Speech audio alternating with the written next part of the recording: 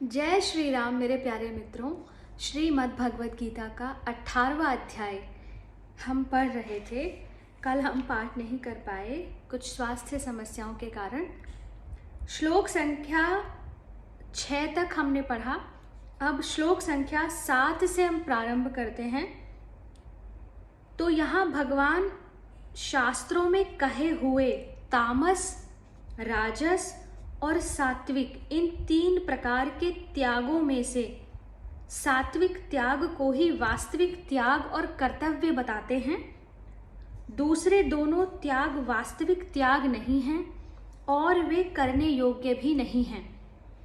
यह बात समझाने के लिए आगे के 3 श्लोकों में 3 प्रकार के त्याग के लक्षण बतलाते हुए पहले निकृष्ट कोटि के तामस त्याग के लक्षण बतलाते हैं। तो श्लोक संख्या 7, नियतस्य तु संन्यासः कर्मणो नोपपद्यते मोहात् तस्य परित्यागस्तामसः परिकीर्तितः। नियतस्य तु संन्यासः कर्मणः न उपपद्यते मोहात् तस्य परित्यागः तामसः परिकीर्तितः। निषिद्ध और काम्य कर्मों का तो स्वरूप से त्याग करना उचित ही है, परंतु नियत कर्म का स्वरूप से त्याग उचित नहीं है। इसलिए मोह के कारण उसका त्याग कर देना तामस त्याग कहा गया है। प्रश्न है कि नियतस्य विशेषण के सहित कर्मण पद किस कर्म का वाचक है और उसका स्वरूप से त्याग उचित क्यों नहीं है। नियतस्य का अर्थ है नियत। तो वर्ण, आश्रम, स्वभाव, परिस्थिति की अपेक्षा से जिस मनुष्य के लिए यज्ञ, दान, तप, अध्ययन, अध्यापन, उपदेश, युद्ध, प्रजापालन, पशुपालन, कृषि, व्यापार, सेवा, खानपान आदि जो जो कर्म शास्त्रों में अवश्य कर्तव्य बतलाए गए हैं उसके लिए वे नियत कर्म हैं। ऐसे कर्मों का स्वरूप से त्याग करने वाला मनुष्य अपने कर्तव्य का पालन न करने के कारण पाप का भागी होता है, क्योंकि इससे कर्मों की परंपरा टूट जाती है और समस्त जगत में विप्लव हो जाता है। इसलिए नियत कर्मों का स्वरूप से त्याग करना उचित नहीं है। प्रश्न है कि मोह के कारण उसका त्याग कर देना तामस त्याग है। इस कथन का क्या भाव है? इस कथन से यह भाव बताया है कि जो कोई भी अपने वर्ण, आश्रम, स्वभाव, परिस्थिति के अनुसार शास्त्र में विधान किए हुए कर्तव्य कर्म के त्याग को भूल से मुक्ति का हेतु समझकर वैसा त्याग करता है, उसका वह त्याग मोहपूर्वक होने के कारण तामसिक त्याग है। क्योंकि मोह की उत्पत्ति तमोगुण से बतलाई गई है और तामसी मनुष्यों की अधोगति बतलाई है। इसलिए उपयुक्त त्याग ऐसा त्याग नहीं है जिसके करने से मनुष्य कर्म बंधन से मुक्त हो जाता है। अब तामस त्याग का निरूपण करके राजस त्याग के लक्षण बताते हैं। श्लोक संख्या 8, दुख मित्येव यत् कर्म काय क्लेश भयात्यजेत स कृत्वा राजसम त्यागम नैव त्याग फलम लभेत। दुखम इति एव यत् कर्म काय क्लेश भयात् त्यजेत सह कृत्वा राजसम त्यागम न एव त्याग फलम लभेत। अर्थात जो कुछ कर्म है वह सब दुख रूप ही है, ऐसा समझकर यदि कोई शारीरिक क्लेश के भय से कर्तव्य कर्मों का त्याग कर दे तो वह ऐसा राजस त्याग करके त्याग के फल को किसी प्रकार भी नहीं पाता।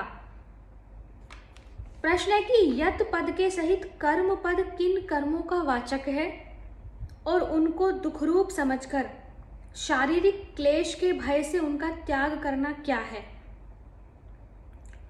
तो 7वें श्लोक की व्याख्या में कहे हुए सभी शास्त्र विहित कर्तव्य कर्मों का वाचक यहाँ यत पद है। यत अर्थात जो उन कर्मों के अनुष्ठान में मन, इंद्रिय और शरीर को परिश्रम लगता है, अनेक प्रकार के विघ्न उपस्थित होते हैं, बहुत सी सामग्री एकत्रित करनी पड़ती है, शरीर के आराम का त्याग करना पड़ता है, व्रत उपवास आदि करके कष्ट सहन करना पड़ता है और बहुत से भिन्न भिन्न नियमों का पालन करना पड़ता है।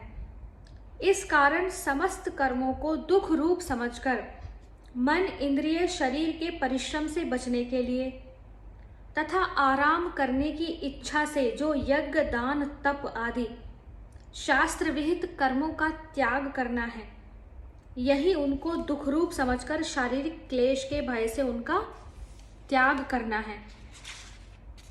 अर्थात कोई भी कर्म आप शारीरिक कष्ट होगा यह समझकर त्याग दें तो वह राजसिक त्याग है।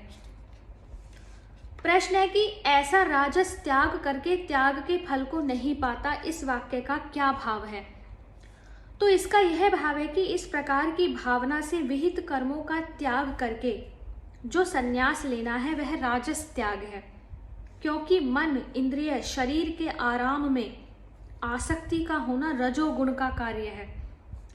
अतएव ऐसा त्याग करने वाला मनुष्य वास्तविक त्याग का फल, जो कि समस्त कर्म बंधनों से छूटकर परमात्मा को पा लेना है, उसे नहीं पाता।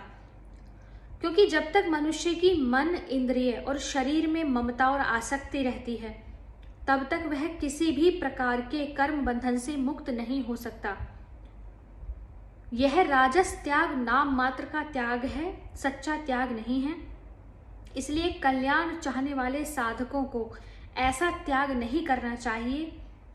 इस प्रकार के त्याग से त्याग का फल प्राप्त होना तो दूर रहा, उल्टा विहित कर्मों के न करने का पाप लग सकता है। अब उत्तम श्रेणी के सात्विक त्याग के लक्षण बताए गए हैं। श्लोक संख्या 9। कार्यमित्येव यत् कर्म नियतं क्रियते अर्जुन, संगम त्यक्त्वा फलम चैव स त्यागः सात्विको मतः। कार्यम इति एव यत् कर्म नियतं क्रियते अर्जुन, संगम त्यक्त्वा फलम च एव सह त्यागः सात्विकः मतः। हे अर्जुन, जो शास्त्र विहित कर्म करना कर्तव्य है, इसी भाव से आसक्ति और फल का त्याग करके किया जाता है, वही सात्विक त्याग माना गया है। तो प्रश्न आता है कि यहाँ नियतम अर्थात शास्त्र विहित विशेषण के सहित कर्म पद किन कर्मों का वाचक है और उनको कर्तव्य समझकर आसक्ति और फल का त्याग करके करना क्या है? तो इसका उत्तर है कि वर्ण आश्रम स्वभाव परिस्थिति की अपेक्षा से जिस मनुष्य के लिए जो जो कर्म शास्त्र में अवश्य कर्तव्य बतलाए हैं, जिनकी व्याख्या 6ठे श्लोक में की गई है, उन समस्त कर्मों का वाचक यहाँ नियतम विशेषण के सहित कर्म पद है। इससे यह बात भी समझ लेनी चाहिए कि निषिद्ध और काम्य कर्म नियत कर्मों में नहीं है। उपयुक्त नियत कर्म मनुष्य को अवश्य करने चाहिए। इनको न करना भगवान की आज्ञा का उल्लंघन करना है। इस भाव से भावित होकर उन कर्मों में और उनके फलरूप इस लोक परलोक के समस्त भोगों में ममता आसक्ति कामना का सर्वथा त्याग करके उत्साह पूर्वक विधिवत उनको करते रहना, यही उनको कर्तव्य समझकर आसक्ति और फल का त्याग करके करना है। तो इस प्रकार के कर्म अनुष्ठान को सात्विक त्याग कहने का क्या अभिप्राय है? क्योंकि यह तो कर्मों का त्याग है नहीं, बल्कि कर्मों का करना है। तो उत्तर है कि इस कर्मानुष्ठान अर्थात एक ऐसा अनुष्ठान जो कर्मों के रूप में किया जा रहा है, यही कर्म योग है और इसी को सात्विक त्याग कहकर भगवान ने यह दिखलाया है कि शास्त्र विहित अवश्य कर्तव्य कर्मों का स्वरूप से त्याग न करके उनमें और उनके फलरूप संपूर्ण पदार्थों में आसक्ति और कामना का सर्वथा त्याग कर देना ही मेरे मत से सच्चा त्याग है। कर्मों के फलरूप इस लोक और परलोक के भोगों में आसक्ति और कामना का त्याग न करके किसी भी भाव से प्रेरित होकर विहित कर्मों का स्वरूप से अर्थात कर्मों को ही त्याग देना, यह सच्चा त्याग नहीं है। क्योंकि त्याग का परिणाम कर्मों से सर्वथा संबंध विच्छेद होना चाहिए, अर्थात आपका कर्म से कोई संबंध ना रहे, और यह परिणाम ममता, आसक्ति और कामना के त्याग से ही हो सकता है। आपने कोई कर्म किया किंतु आपकी उस कर्म के परिणाम स्वरूप ना तो कोई फल की इच्छा है, ना आपका उस कर्म में मोह है, ना आसक्ति है, तो आपका उस कर्म से संबंध विच्छेद हो जाता है। केवल स्वरूप से कर्मों का त्याग करने से नहीं, अतएव कर्मों में आसक्ति और फलेच्छा का त्याग ही सात्विक त्याग है। श्लोक संख्या 10 से आगे के वीडियो में पढ़ेंगे। हरे कृष्णा।